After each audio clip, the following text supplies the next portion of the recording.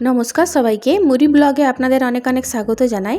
আজকে আমি আরেকটা নতুন রেসিপি নিয়ে এসেছি। আজ আমি বানাবো সয়াবিনের কোপ্তা। তার জন্য নিয়ে নিয়েছি সয়াবিন, নিয়েছি পেঁয়াজ কুচি, টমেটো কুচি, আদা, রসুন, কাঁচা লঙ্কা। সয়াবিনটাকে প্রথমে গরম জলে ভিজিয়ে নিয়েছি। নিয়ে নিয়েছি একটা মিক্সার জার, এটার মধ্যে সয়াবিনগুলোকে দিয়ে পিষে নেব। তারপরে পেঁয়াজ, টমেটো, আদা, রসুন, কাঁচা লঙ্কা এটাকেও পেস্ট বানিয়ে নেব।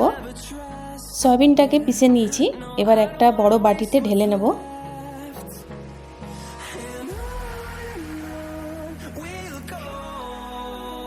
পুরোটা ঢেলে নিয়েছি। এরপরে দিয়ে দেবো আমি এর মধ্যে কাঁচা আলু। এর মধ্যে আমি সিদ্ধ আলু দিব না, এর মধ্যে কাঁচা আলু কাদ্দুকাস করে নেব।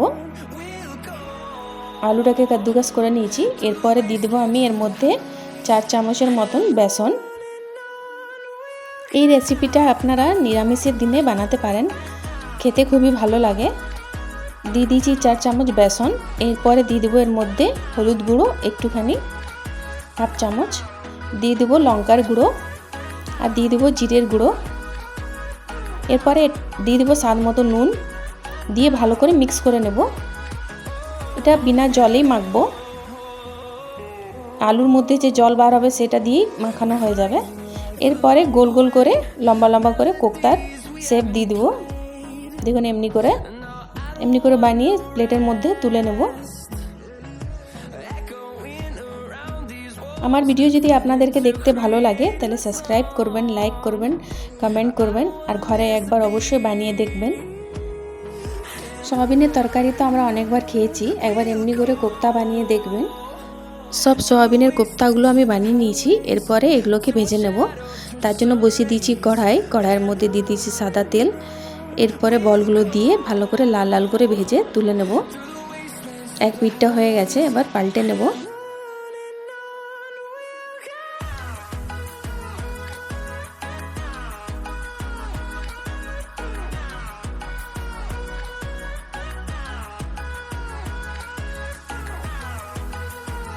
লাল লাল হয়ে গেছে, এরপরে তুলে নেব। তারপরে আমি গ্রেভিটা বানাবো।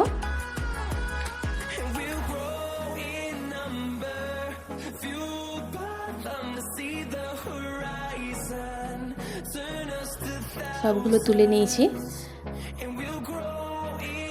এরপরে দিয়ে দেবো কড়াইয়ের মধ্যে একটা তেজপাতা আর গোটা জিরে।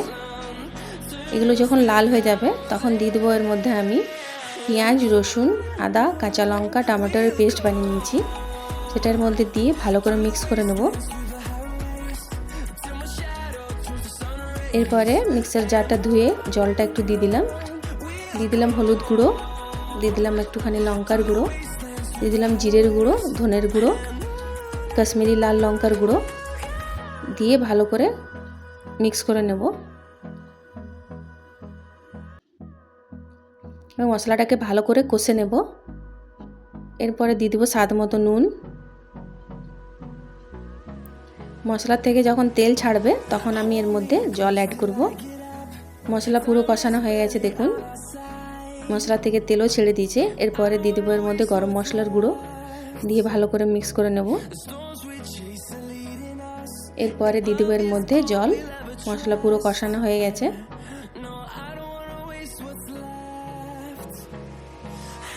দেখুন খুব সুন্দর রং হয়েছে।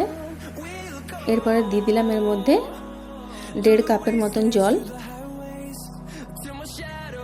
জলটা যখন ফুটে যাবে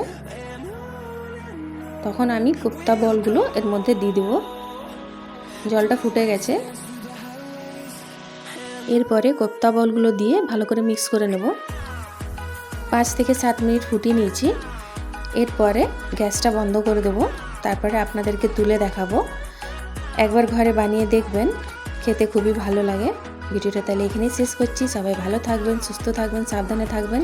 দেখা হবে পরের একটা ভিডিওতে। আমার ভিডিও দেখার জন্য আপনাদেরকে অনেক অনেক ধন্যবাদ।